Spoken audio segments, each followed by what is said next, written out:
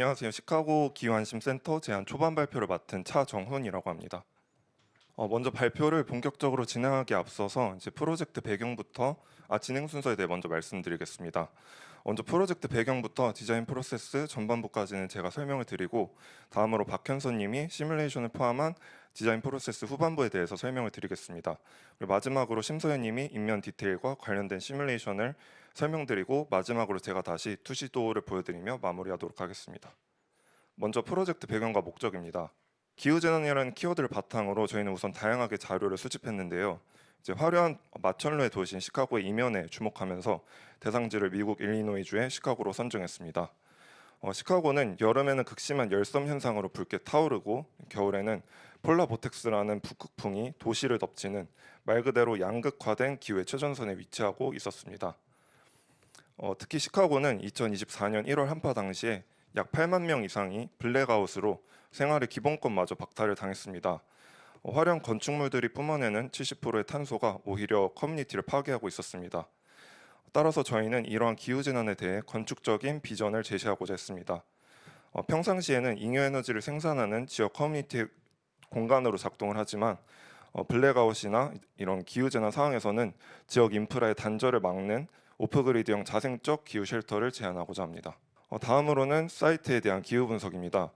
해당 부분은 모든 조가 공통적으로 진행한 분석 과정인 만큼 저희 조 설계안에 직접적인 단서가 된 핵심 인사이트 위주로 짧게 짚고 넘어가겠습니다.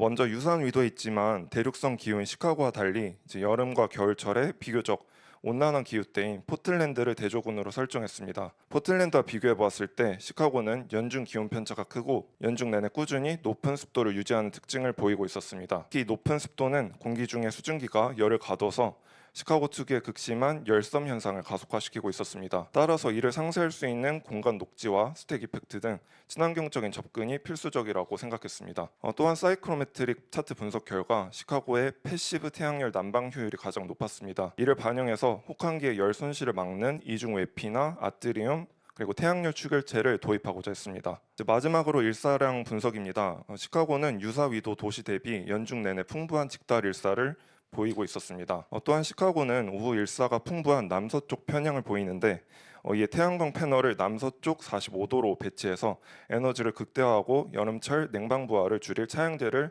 적용하고자 고민했습니다. 이제 앞선 분석들을 바탕으로 어떻게 디자인 프로세스가 진행이 되었는지에 대해 설명드리겠습니다. 먼저 분석을 바탕으로 저희는 세 가지의 대안을 도출했습니다.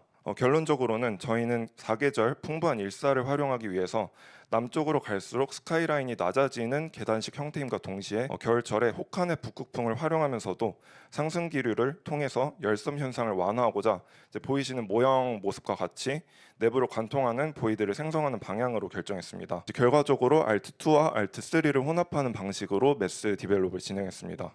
그리고 규모, 바람길, 일사 수율량 등을 종합해서 저희는 6단계 최적화 과정을 거쳐서 마지막에 6번째 보이시는 현재 매스가 완성되었습니다. 우측에 조닝 다이어그램을 보시면 분절된 매스마다 특화된 프로그램을 부여해서 가장 큰 노란색 매스는 에너지 발전 시설과 연구 시설, 그리고 회색 매스는 도서관과 스마트팜 등 주민들을 위한 메이커 스페이스로 구성했습니다. 그리고 마지막에 보이시는 초록색과 같은 공간의 경우는 바람의 언덕이라고 하는 외부 녹지 공간을 조성해서 저희가 생성한 보이드를 통해서 풍력을 활용한 발전 과정이 시각적으로 보이면서도 커뮤니티를 위한 외부 녹지 공간으로 조성했습니다. 윈드시티라고도 불리는 시카고이기 때문에 겨울철 북극풍을 활용한 바람길 분석이 무엇보다 중요했습니다. 분절되어 틀어진 매스의 알트에 대해서 저희는 바람길 분석을 하여서 저희가 의도하는 북서 남동 방면에 어떤 기류가 생기는지 주목했습니다. 그 결과 배우지의 풍형경 조성과 내부 보이드의 원활한 기류 유입에 가장 적합한 Alt2를 최종적으로 선정했습니다. 다음은 시카고의 극단적인 혹한과 폭염에 대응하는 바람길 보이드 전략입니다. 저희는 거센 불서풍을 피하지 않고 제로 에너지 빌딩의 핵심 자원으로 적극 활용하고자 했습니다. 단면도를 보시면 바람의 흐름에 따라 세 구역으로 나뉘게 됩니다. 첫째, 북쪽의 에너지 앤 리서치 허브입니다. 벤츄리 구조로 유입된 바람의 속도를 극대화합니다. 이때 보이드 내부에 설치된 앞전소자 패널이 강한 바람에 흔들리며 운동 에너지를 전력으로 변환해 건물의 냉난방 부하를 획기적으로 줄여주고 에너지를 저장할 수 있습니다. 나머지 메스들은 커뮤니티 시설 겸 재난 쉘터로 쓰이는 연속된 공간입니다.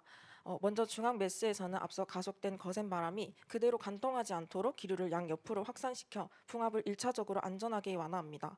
세 번째, 남쪽 메스의 바람의 언덕은 쾌적한 휴식 공간인 동시에 보이드 경사면을 따라 상승 기류를 유도합니다. 이 기류는 하강하는 주변 빌딩풍을 상쇄하고 열돔 현상 시 정체된 도심 대기까지 순환시킬 수 있습니다. 결론적으로 이 바람길 보이드는 기후 위기를 극복해 에너지를 자립하고 주변 도시 환경의 쾌적성까지 높이는 핵심 건축 장치입니다. 앞선 기류 제어 전략을 바탕으로 각 메스 보이드의 형태를 구체화하였습니다. 북쪽 메스는 바람을 모으기 위해 입구를 넓혔고 중간 메스는 풍압 분산을 위해서 양측면을 개방하였으며 남쪽 메스는 상승 기류 유도를 위해 보이드 각도를 위로 꺾어주었습니다. 본격적인 시뮬레이션을 위해 아래 표와 같이 각 보이드를 가로, 세로, 높이를 주요 변수로 설정하였습니다. 이 기준을 바탕으로 개방감을 조금씩 달리한 총 10개의 대안을 모델링하였고 시카고 기후의 가장 효과적인 최적의 형태를 비교 분석하였습니다. 표의 수치를 바탕으로 10가지 대안의 바람길 분석을 진행하였습니다. R2-1은 기본형으로 벤츄리 효과를 의도하였으나 내부 풍속 변화가 미미했습니다. R2-2는 내부 가속엔 성공하였지만 배출구까지 거센 기류가 이어져 풍속 변화에 실패하였습니다. R2-3는 중심부 가속과 배출구 감속을 동시에 이뤄냈으나 앞전소자 발전 효율을 높이기 위해 최대 풍속 지점을 입구 쪽으로 앞당겨야 하는 개선점이 있었습니다. R4는 메스 중심을 좁혀 가속을 유도했으나 상승폭이 부족하였습니다. R5, 6, 7처럼 공간을 넓게 개방한 대안들은 기류가 모이지 못하고 밋밋하게 흘러갔으며 오히려 쾌적해야 할 배출구 쪽으로 거센 바람이 쏠리는 역효과가 나타났습니다. 반면 중심부를 다시 좁힌 R8은 뚜렷한 최대 풍속 구간을 확보하였습니다. 하지만 이 가속 점이 의도했던 것보다 뒤쪽으로 밀려 있었습니다. 앞선 8개의 대안의 장점들을 조합하여 최종안을 디벨롭해보았습니다. R9은 R3와 4를 결합해 전반적인 풍속 변화의 틀을 잡았으나 에너지를 생산할 최대 풍속 지점이 뒤쪽에 머물러 있었습니다. 이를 보완한 R10은 북쪽 입구를 더 조여 가장 강한 기류가 메스 전면부에 맺히도록 최대 풍속 지점을 앞당겼습니다. 결과적으로 에너지 수확과 기류 완화를 모두 충족하는 이 R10이 최종 메스로 선정되었습니다. 아래 투 시도는 바람의 언덕에서 바람길 보이드를 바라본 장면입니다. 사람들이 쾌적해진 바람을 느끼며 휴식하는 동시에 상부에서 앞전소자 패널이 움직이며 에너지를 생산하는 모습을 직관적으로 확인할 수 있는 공간입니다. 다음은 태양광 발전량을 극대화하기 위한 유전 알고리즘 기반의 지분 기울기 최적화 분석입니다.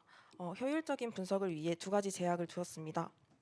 첫째, 교육 환경평가 기준에 따라 북쪽 메스 최고 높이를 60m로 제한했습니다. 둘째, 기후 분석 솔라돔을 통해서 태양광 발전에 가장 유리한 방위각이 90도, 경사각이 40도 범위로 알고리즘 탐색 구간을 한정하였습니다. 이후 유전 알고리즘인 오퍼섬을 활용하여 분석을 진행하였습니다. 제한된 높이 상단의 가상 평면에 방위각을 2D 회전으로 하고 경사각을 3D 회전으로 파라미터를 설정하였습니다. 알고리즘이 수많은 각도를 변환하여 최대 발전량을 내는 최적의 지붕 형태를 스스로 찾아내도록 세팅하였습니다. 최종 도출된 지붕 기울기로 분석한 결과 연간 약 320만 kWh의 전력을 생산하는 것으로 나타났습니다. 이는 891가구가 1년간 사용할 수 있는 막대한 양으로 극한의 기후 조건 속에서도 건물 스스로 에너지를 자급자족하며 지속 가능한 환경을 만들어낸다는 것을 의미합니다. 다음으로는 인면 디자인에 대해 설명해 드리겠습니다. 인면 디자인은 총 4개의 프로세스 단계를 통해 디벨롭 시켰습니다. 우선 첫 번째 단계에서는 가장 먼저 바람길과 일사 분석을 통해 기후 분석을 진행하였습니다. 바람길 분석 결과 강한 북서풍으로 인해 북서측 인면에 높은 풍압이 가해지는 것을 확인할 수 있었고, 일사 분석을 통해 하절기 이후에 강한 직달 일사로 인한 남서측면의 과도한 열부하를 확인할 수 있었습니다. 앞서 진행한 기후 분석 결과를 기반으로 저희는 인면별 맞춤 전략을 세웠습니다. 우선 북서풍의 영향을 최소화하기 위해 다공성 이중 외피 구조를 적용시켰습니다. 외정재로는 시카고 대화재 당시 발생한 폐벽돌을 업사이클링한 테라코타를 선택하여 탄소 발자국을 줄이는 동시에 도시의 역사를 인면에 담아냈습니다. 그 외에 압력 소자가 결합된 수평 루버와 키네틱 수직 루버를 북서와 남서측 인면에 도입해 연간 에너지 부하를 최소화했습니다. 다음으로는 바람길과 실내 유닛 분석을 통해 테라코타의 패턴별 특징을 분석해 보았습니다. 패턴 분석은 브릭의 규격에 따라 크게 두 가지 유형으로 구분하였습니다. 높이 200에 너비 800mm의 타입 A와 동일 높이의 너비 1600mm의 타입 B를 기본 모듈로 설정하고 각 타입별로 계구부 높이의 변화를 주어 총 6가지의 알트로 나누어 분석을 진행했습니다. 바람길 분석을 통해 파사드 구성에 따른 몇 가지 핵심 지표를 도출하였습니다. 첫째, 계구부의 높이가 낮을수록 본체 외피에 도달하는 풍압은 감소하지만 테라코타 스크린이 부담해야 되는 풍하중은 상대적으로 증가했습니다. 둘째, 계구부가 넓어질수록 다공벽의 방풍 효과가 극대화되었습니다. 그러나 계구부 높이가 과하게 낮으면 스크린 자체의 구조적 부하가 집중되고 반대로 너무 높을 경우 벤츄리 효과로 인해 기류가 가속되어 본체 외피의 풍하중이 다시 상승하는 현상을 확인하였습니다. 이어서 진행된 실내 유닛 분석 결과 A2와 B2 모델이 가장 이상적인 ASE 수치를 가지며 실내 쾌적성을 입증하였습니다. 그리고 절대적인 기준치가 없는 일사량 분석의 경우 시카고의 극단적인 기후 특성을 반영하여 중간값의 성능을 보유한 A2와 B2를 최종 대안으로 설정하였습니다. 이는 여름철, 겨울철 냉난방 에너지 보호 방지의 최적의 선택이라고 판단하였습니다. 마지막으로 B% 분석 결과를 확인하였을 때 수치가 전반적으로 매우 낮다는 것을 확인하였는데 이는 풍압 제어를 우선시한 테라코타 인면의 기능적 특성에 따른 의도된 결과임을 알 수 있었습니다. 다음으로는 높이별 풍압 특성을 고려하여 테라코타 패턴의 최적 배치를 진행시켰습니다.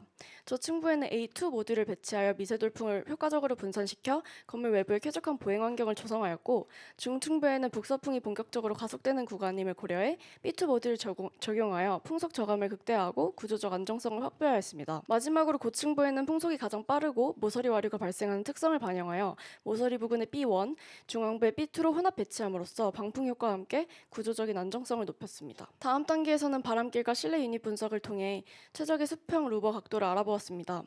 테라코타가 효과적으로 주 방풍 역할을 수행하고 있지만 궁극적으로 기류가 인면의 수직으로 유입되기 때문에 자연 환기 시 쾌적성 확보가 어렵다고 분석했습니다.